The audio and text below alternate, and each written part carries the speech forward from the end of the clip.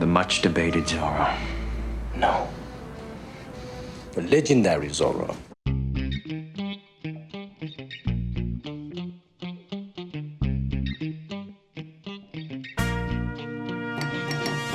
Antonio Banderas est un acteur espagnol qui a facilement conquis Hollywood. Un producteur, un réalisateur, un chanteur et un homme d'affaires. Il a une armée de fans qui l'aiment dans le monde entier, mais qui sont aussi charismatiques et énergétiques.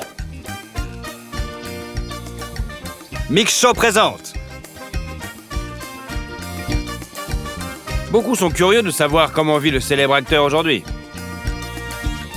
Antonio Banderas, son vrai nom, José Antonio Dominguez Bandera. Le nom complet de l'acteur est né le 10 août 1960 à Malaga, dans le sud de l'Espagne. Son père, José Dominguez Pietro, était un officier de la garde civile espagnole. Et sa mère, Ana Bandera Gallego, travaillait comme institutrice. L'acteur a également un frère cadet, Francisco Javier. Le jeune Antonio n'a pas manifesté d'intérêt particulier pour l'apprentissage. Il aimait le football et envisageait de devenir un athlète professionnel. Cependant, à cause d'une jambe cassée, il a dû renoncer à son rêve.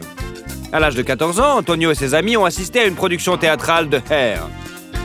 L'histoire des amoureux qui se déroule pendant la guerre du Vietnam et le mouvement hippie. Et ça a tellement frappé Antonio. Il décide alors de s'essayer au théâtre. Antonio commence à se former et devient membre du cercle théâtral de la ville. Il convient de noter qu'au début, l'acteur utilisait le pseudonyme Antonio Abascal. Par la suite, il a utilisé le nom de famille de sa mère comme pseudonyme en y ajoutant la lettre S. Antonio faisait preuve d'un grand zèle, mais peu de gens prenaient sa passion au sérieux. Lorsque le futur acteur a 16 ans, il entre à l'école d'art dramatique de Malaga et rejoint l'une des compagnies théâtrales de la ville. Après avoir obtenu son diplôme, Antonio se rend à Madrid pour se perfectionner en tant qu'acteur. Là-bas, il a travaillé comme serveur, chargeur et même modèle, jusqu'à ce qu'il soit intégré au Théâtre National. À la même époque, Antonio prend part au mouvement culturel La Movida Madrilène, qui signifie « mouvement madrilène », participe à des spectacles et des performances expérimentales. Banderas remarque l'un des plus brillants représentants de ce mouvement, Pedro Almodóvar, qui l'invite à jouer dans son film « Labyrinthe de la Passion ». Le jeune acteur a obtenu le rôle d'un radical islamique amoureux d'un prince musulman homosexuel. À propos, le premier cachet d'Antonio était d'environ 100 000 pesetas. La collaboration avec le réalisateur a donné un coup de fouet à la carrière de Banderas. Il commence à jouer dans un grand nombre de films espagnols. En 1985, il fait un nouveau film avec Almodóvar, le film Matador. Il y joue un jeune garçon simple qui assume la responsabilité des meurtres commis par son mentor. Le réalisateur lui-même ne considère pas ce film comme particulièrement réussi. Il était plus passionné par le travail sur le film La Loi du désir, dans lequel Banderas jouait l'un des rôles clés. La collaboration entre l'acteur et le réalisateur s'est poursuivie sur le tournage du film Femme au bord de la crise de nerfs. Par la suite, Antonio n'a pas seulement dirigé Almodóvar. Pendant cette période, un certain nombre de films sont sortis avec lui. Le jeune acteur charmant était chéri de l'attention féminine. En 1987, il a épousé une actrice espagnole, Ana Leza, qu'il a rencontrée dans un restaurant près du théâtre. Banderas est tombé amoureux comme un garçon et bientôt, le couple s'est marié. À propos, le témoin du mariage était Pedro Almodóvar lui-même. Bientôt, Ana abandonne sa propre carrière et se consacre volontiers à son conquérant de mari acteur, sélectionnant sa garde-robe, programmant les auditions, surveillant son régime. Malheureusement, la relation entre Antonio Banderas et Pedro Almodóvar s'est détériorée pendant 19 ans. La raison est le refus de l'acteur de participer au tournage de Kika. À cette époque, Banderas se tourne vers Hollywood. Son premier film américain est un drame musical, Mambo Kings, où il interprète l'un des rôles principaux. Pour ce film, souvent on s'est moqué de son prononciation parce que son anglais était pas terrible. Il a passé 6 mois de tournage en Amérique et est tombé amoureux du pays. Tout le succès de Banderas à la maison est resté à la maison. Antonio a dû à nouveau conquérir le public. Et bien que la cassette King's Mambo n'ait pas tout à fait répondu aux attentes des producteurs, mais le macho espagnol a bien marché quand même. En 1993, Antonio apparaît dans le mélodrame House of Spirit et le drame Philadelphia avec Tom Hanks et Denzel Washington. What's the matter with you tonight? Close the logbook. You just... Hein? Ce film est très apprécié par les critiques et le public. Et pour Banderas, c'est un ticket heureux pour Hollywood. En 1994, Banderas joue dans le mélodrame Amour et ténèbres et joue un rôle mineur dans le vampire Arman dans le film Entretien avec un vampire. Do you know how few vampires have the stamina for immortality? En 1995 a été une année très productive pour lui. Sur les écrans se succèdent des films avec sa participation. Aux côtés de Sylvester Stallone, il joue dans le thriller policier Assassin, apparaît dans la comédie Four Worms, joue dans le mélodrame Miami Rhapsody et le thriller Never Talk to Strangers. L'attention particulière d'écriture et du public est provoquée par Robert Rodriguez. I'm looking for a man who calls himself Burcho. That's all. But you had to do it the hard way. Et le film Desperado. Ce rôle est appelé l'un des meilleurs travaux de Banderas dans les années 90. Et le baiser entre Banderas et sa partenaire sur le plateau de Salma Hayek a été nommé pour le meilleur baiser sur MTV. D'ailleurs, toute l'équipe a couru au tournage de la scène du lit entre les personnages principaux. Mais à la fin, seuls le réalisateur et le superviseur du scénario sont restés. Il convient de noter que sur le plateau de tournage, Banderas s'est également révélé être un musicien. L'acteur jouait lui-même de la guitare dans toutes les scènes où cela a été requis de son personnage. Et voici un autre film, une comédie. Too Much n'a pas fait l'objet de critiques aussi élogieuses, mais c'était un acteur spécial. Il a rencontré Melanie Griffith. Ils étaient tous les deux dans une relation formelle. Melanie était mariée à Don Johnson, Antonio était encore marié à Anna. Mais bien que récemment leur relation se soit quelque peu refroidie, il tournait activement aux États-Unis. Et sa femme préférait vivre en Espagne de toute façon. Après avoir tourné ensemble, les acteurs se sont rencontrés de temps en temps et Banderas a réalisé qu'il était tombé amoureux. Il est apparu avec Mélanie lors d'une soirée mondaine. Quand Anna l'a appris, elle s'est envolée vers les États-Unis et a rencontré Antonio avec Mélanie.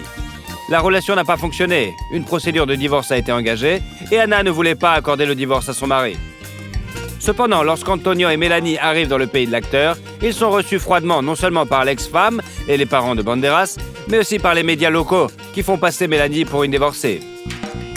D'une manière ou d'une autre, en mai 1996, à Londres, Antonio s'est marié avec Mélanie. Et plus tard, en septembre de la même année, est née leur fille commune Stella del Carmen Banderas Griffith. À propos, Antonio a réussi à établir une relation avec la famille de Griffith issue de son précédent mariage, Dakota Johnson. Le couple Antonio et Mélanie faisait plutôt une mauvaise réputation. Alors, pour le bien de son mari, l'actrice a surmonté sa dépendance à l'alcool et aux drogues. Il a soutenu sa femme dans tous ses efforts et essayé de la dissuader de recourir à la chirurgie plastique et a agi comme un père de famille modèle. On raconte d'ailleurs que l'acteur est tombé amoureux de Mélanie 6 ans avant leur première rencontre, lorsqu'il l'a vue à l'écran dans le film The Wild Things. En 1996, la comédie musicale Evita, où Banderas joue le rôle de Madonna, est sortie. Le rôle masculin principal du film a valu à Antonio une nomination au Golden Globe et $4 millions de royalties.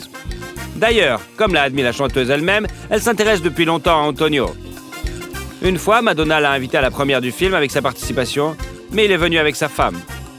En 1998, les écrans sortent Le Masque de Zorro, qui reçoit de bonnes critiques de la part des critiques et du public.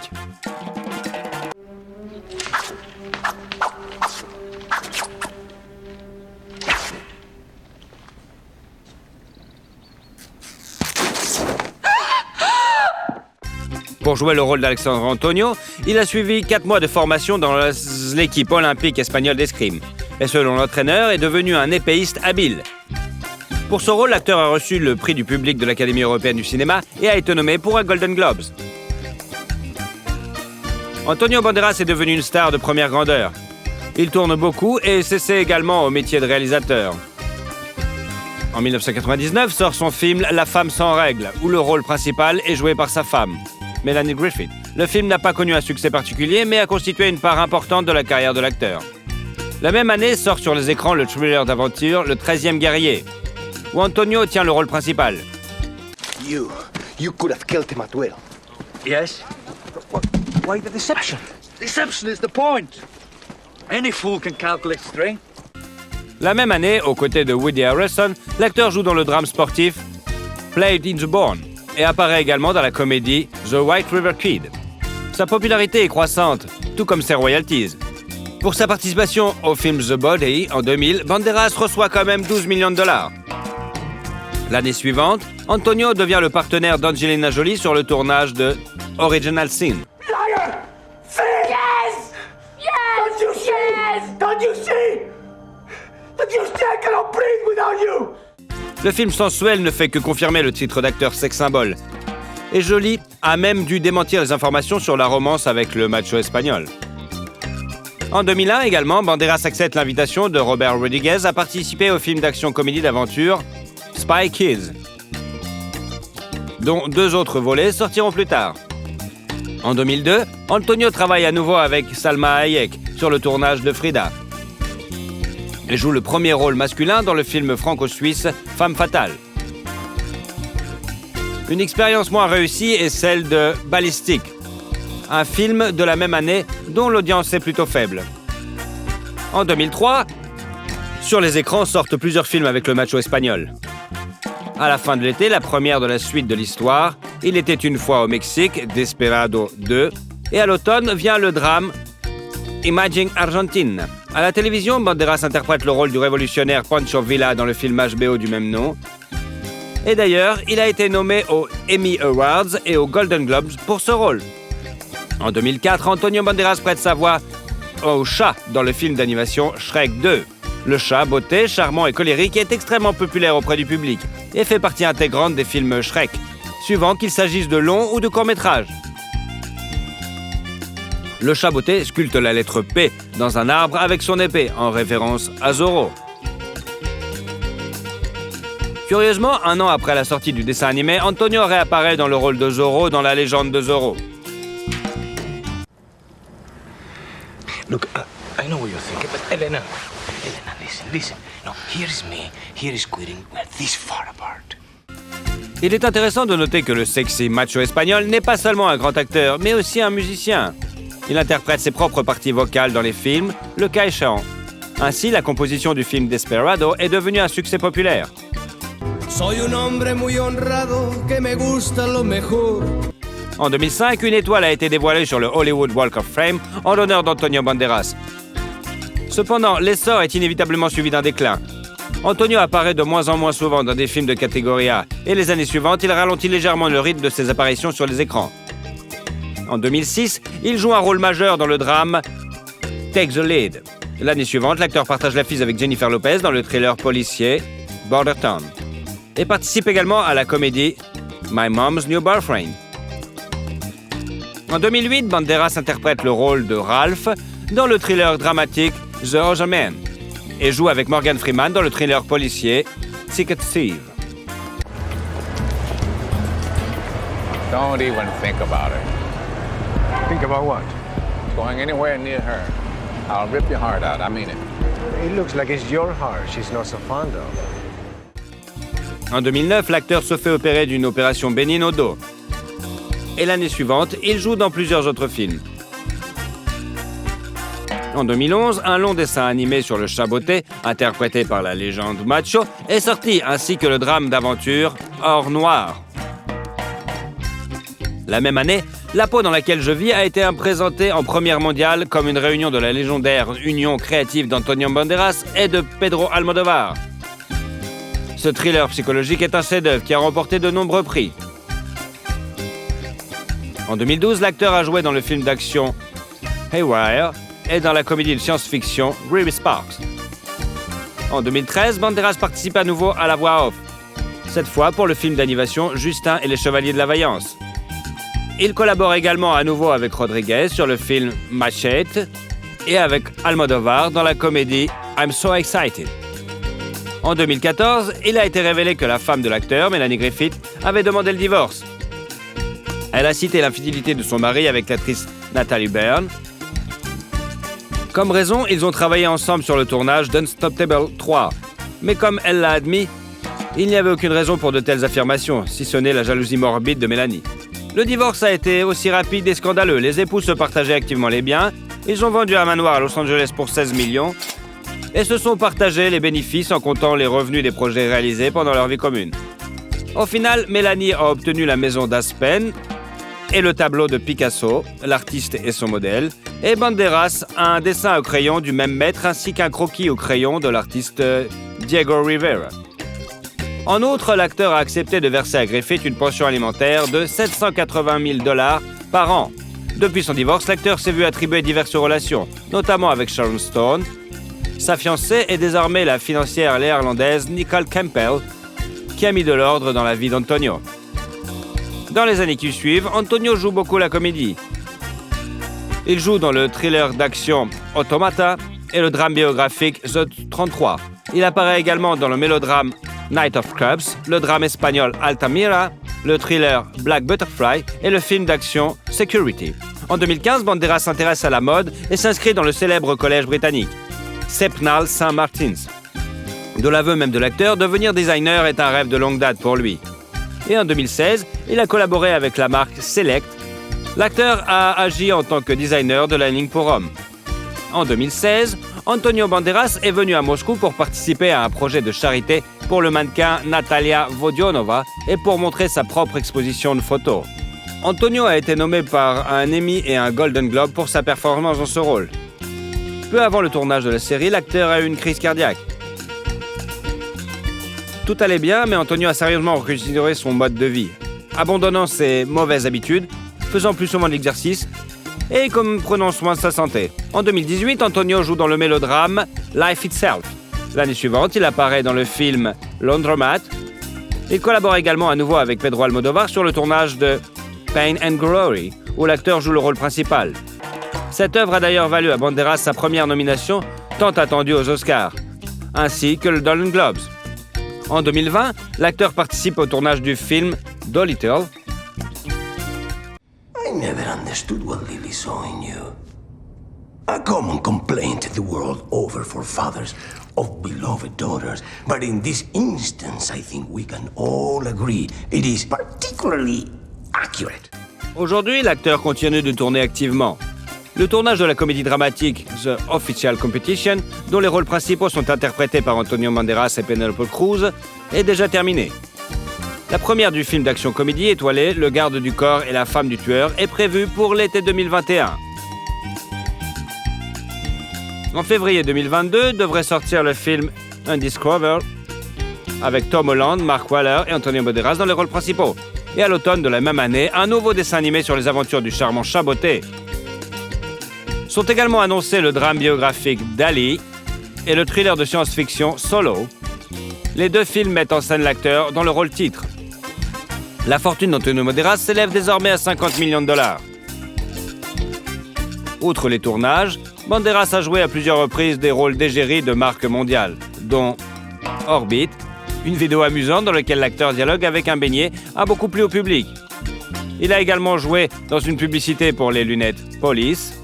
Antonio Banderas et Olga Kurylenko sont également devenus les visages de la campagne publicitaire des nouveaux parfums jumelés Secret Temptation de la marque de parfums Banderas.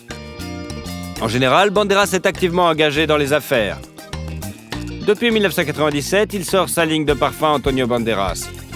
Sur le marché, il y a déjà 22 parfums, 13 pour hommes et 9 pour femmes. Antonio se rend personnellement chez les parfumeurs et apprend d'eux comment créer de nouveaux parfums. L'acteur possède également un vignoble en Espagne depuis 2009.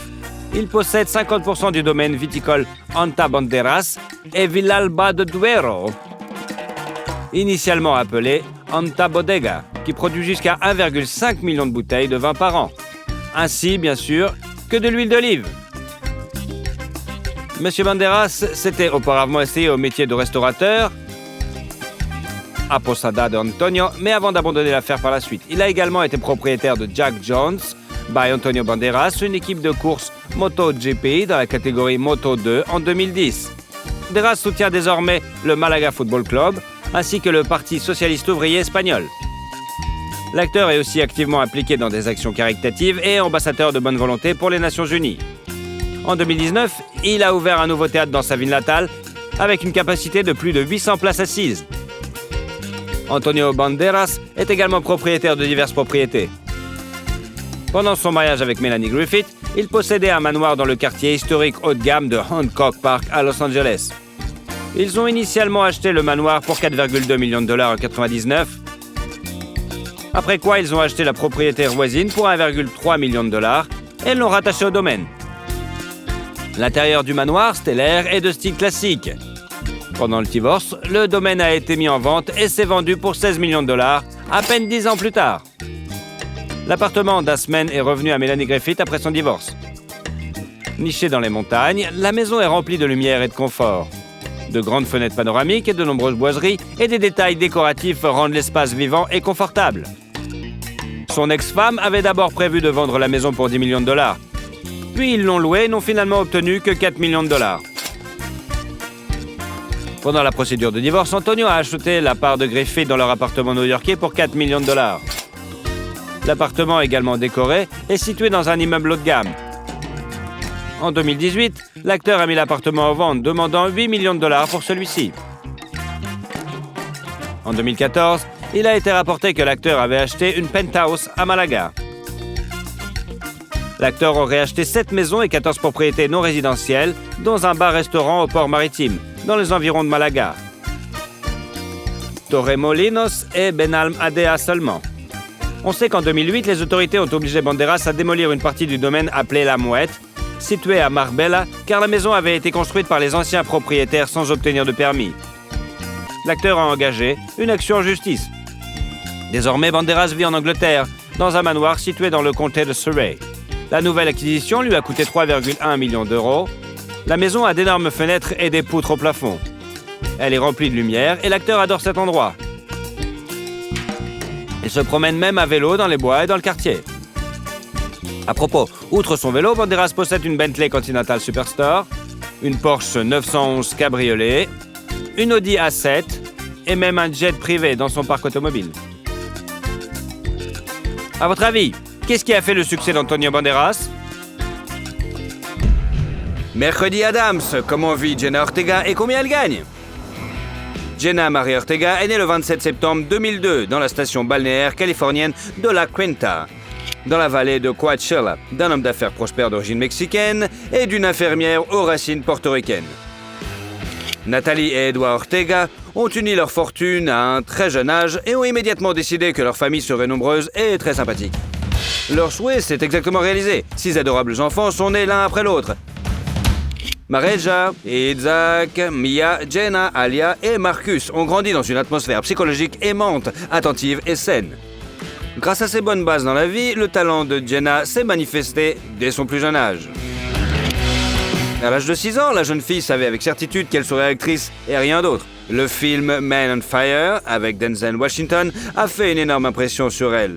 Jouer dans ce thriller, la fille du personnage principal, Dakota Fanning, a choqué la petite Jenna. Sa mère, à son tour, a très attentive à cette impulsion et enregistré une vidéo avec sa fille, qu'elle a ensuite postée sur Facebook. La nouvelle de l'apparition de la petite artistique s'est répandue jusqu'à son agent de casting, qui a immédiatement contacté les Ortega.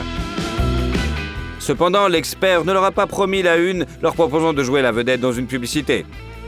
C'est ainsi que, parlant de manière décontractée de l'importance de l'hygiène buccale, Jenna est apparue pour la première fois sur les écrans dans une publicité pour le dentifrice Colgate. Elle est également apparue dans des publicités télévisées pour McDonald's et Burger King.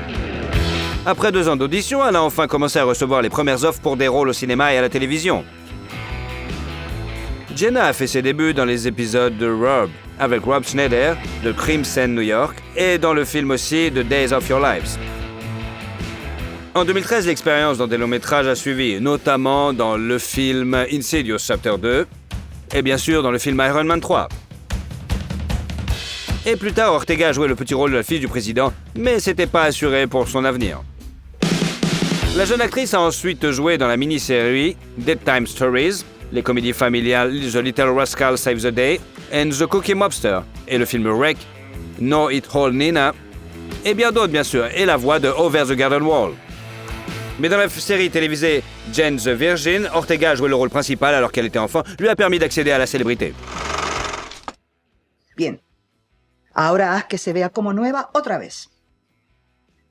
Vamos, anda, trata. I can't. Así es. Nunca puedes volver atrás. Y eso es lo que sucede cuando pierdes tu virginidad.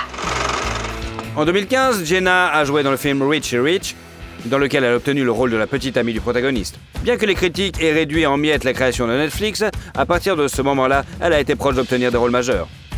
Après des films avec la jeune actrice tels que The Massively Mix-Up et le film Afterwards, une autre œuvre de notre héroïne a forcé tant de critiques à regarder de près la petite brune. Pendant 2 ans, elle a été occupée sur les plateaux de la série Stuck in the Middle, où elle joue le rôle principal. Il est intéressant de noter que l'intrigue a été spécialement choisie pour la société Disney pour Jenna. Le fait est que l'histoire est racontée au nom de la jeune fille Harley Diaz, qui vit dans une famille nombreuse. Jenna, tout comme son personnage, est née dans une famille nombreuse et est l'enfant du milieu. Il est intéressant de noter que la série prédit le futur rôle principal de l'actrice, comme le dit son personnage. If my family was a week, I'd be Wednesday. Il faut dire que l'offre des producteurs s'est avérée payante et qu'Ortega a elle-même remporté ses premiers prestigieux Imagine Awards qui célèbrent la représentation positive des Latinos dans l'industrie du divertissement. En outre, son travail a été salué par les professionnels de Disney et en 2016, elle a reçu une offre pour faire la voix de l'un des personnages principaux du film animation Elena, Prince d'un Valor. Sa princesse Isabelle lui a non seulement rapporté plusieurs prix et nominations, mais aussi de nombreux jeunes fans. Le succès auprès de ce public a été cimenté en 2017 lorsque Jenna a été appelée à jouer dans son clip pour la chanson Chapstick du populaire blogueur et chanteur américain Jacob Sartorius.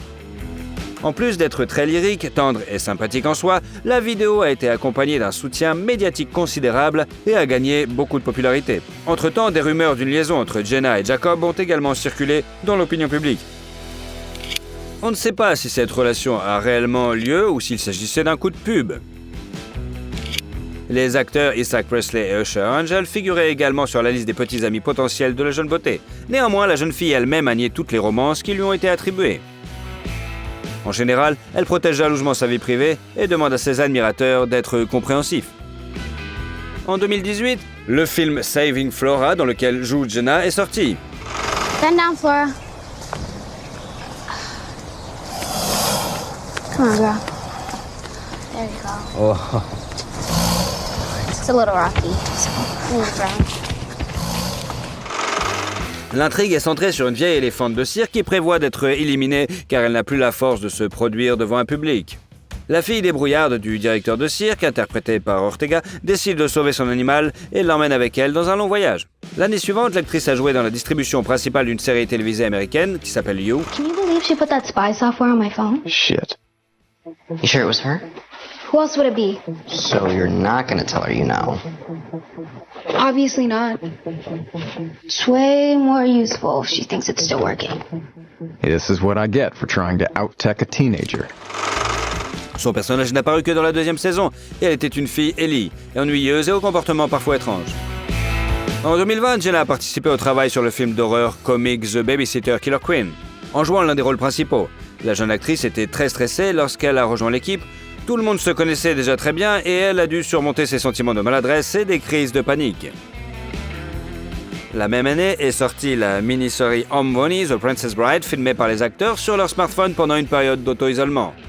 En outre, Jenna s'est fait remarquer dans la série animée de science-fiction Jurassic World, comme Cretaceous, en interprétant un personnage nommé Brooklyn.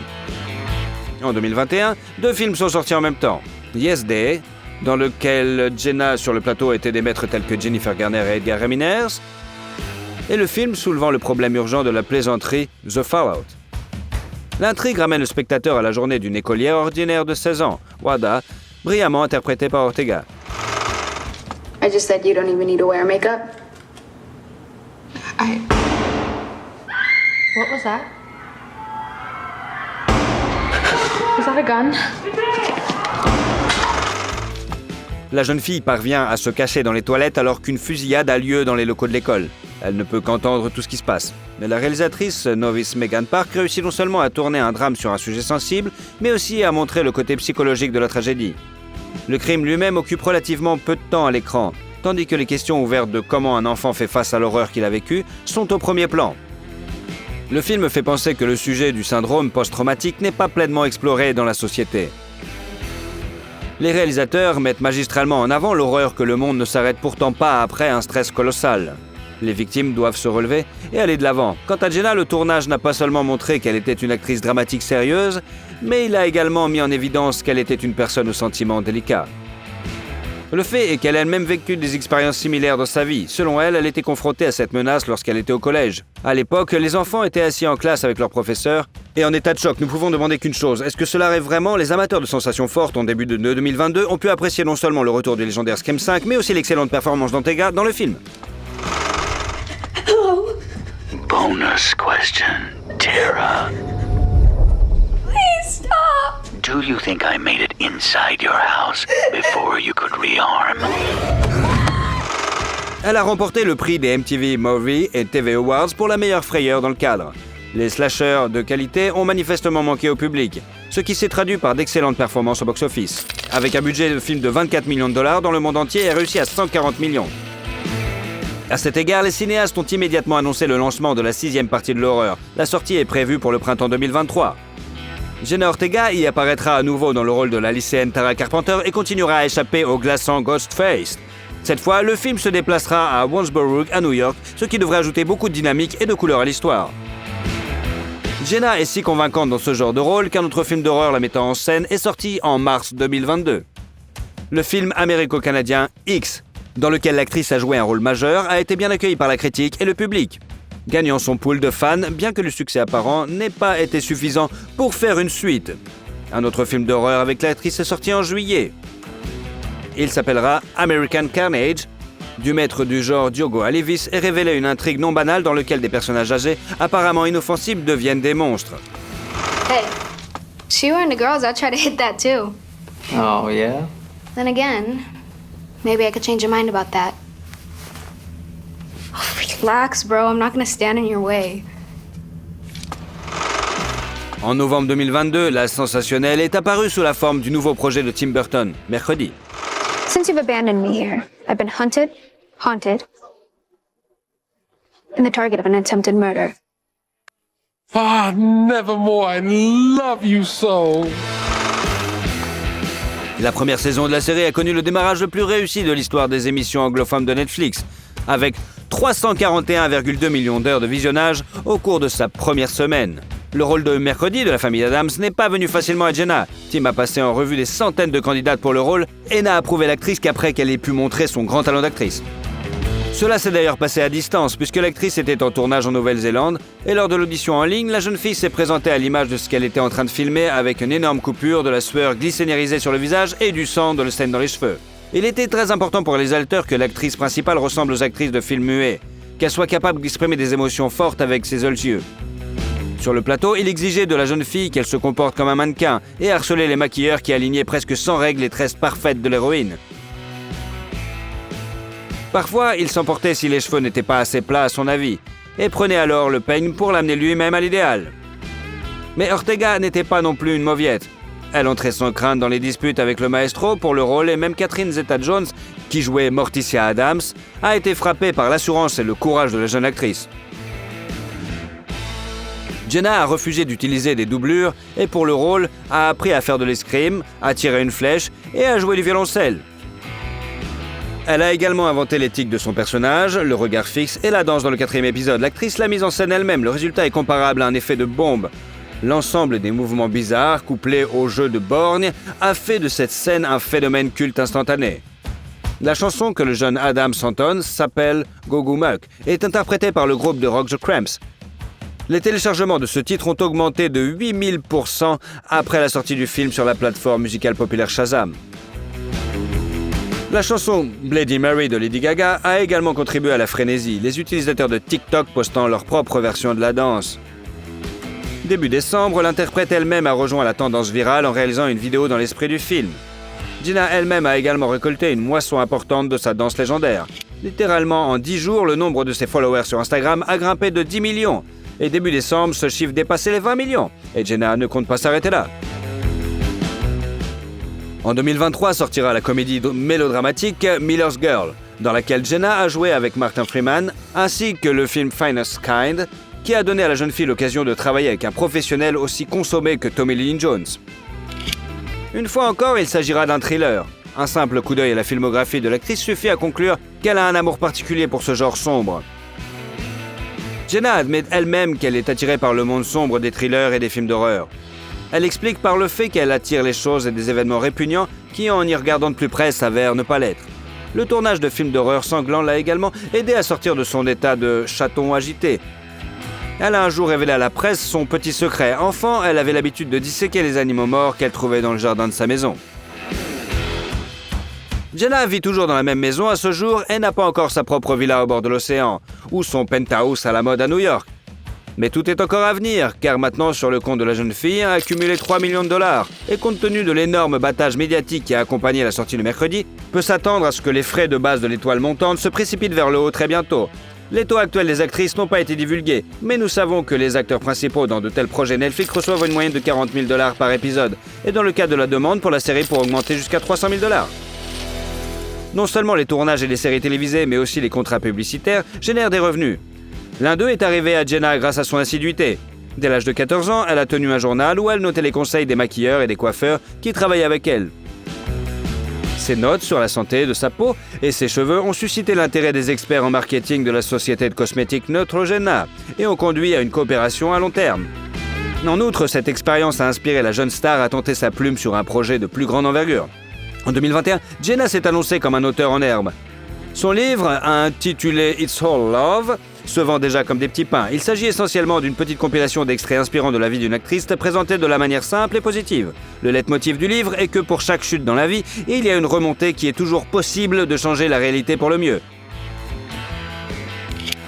Les fans sont étonnés et ravis du fait qu'elle ait écrit alors qu'elle n'était encore qu'une adolescente de 17 ans. En 2018, la jeune fille a partagé sur son Instagram l'heureuse nouvelle de l'obtention de son permis de conduire. À l'époque, elle avait déclaré que tout ce qui lui manquait était une voiture. Mais maintenant, Jenna a déjà une petite flotte à elle. Elle comprend notamment la légendaire crossover allemande noire Audi CU3. Et selon certaines informations, Ortega possède aussi une BMW M235i qui coûte en moyenne 45 000 $. En dehors des tournages, la jeune fille active s'est également intéressée à des questions sociales urgentes. Par exemple, Jenna est une ambassadrice de l'ONU du SIDA, le programme des Nations Unies contre le VIH. Elle milite également contre la discrimination fondée sur la nationalité et soutient les enfants atteints de cancer. Jenna Ortega est une étoile montante extrêmement intéressante à observer et qui, sans doute, a un grand avenir devant elle. Elle est vive, talentueuse et prometteuse. Cependant, en raison de l'ascension fulgurante de sa carrière, la jeune fille a été privée de son enfance habituelle et des farces de l'école. Jenna regrette maintenant beaucoup qu'il n'y ait pas eu de bal de fin d'année ou de turbulences de l'adolescence dans sa vie. C'est le prix à payer pour la popularité et le succès. Mais cela lui donne aussi l'espoir de canaliser son énergie et ses émotions non dépensées dans la créativité. Petite fille, Jenna rêvait de devenir la première femme présidente ou astronaute. Peut-être l'un de ses rêves deviendra-t-il bientôt réalité, mais dans un film. Et vous, avez-vous déjà vu le film Mercredi? I think you could have held on the last image a little bit longer. That's what I was thinking. Si vous aimez la vidéo, vous pourrez nous suivre et ne louperez jamais aucune vidéo. Alors, allez-y!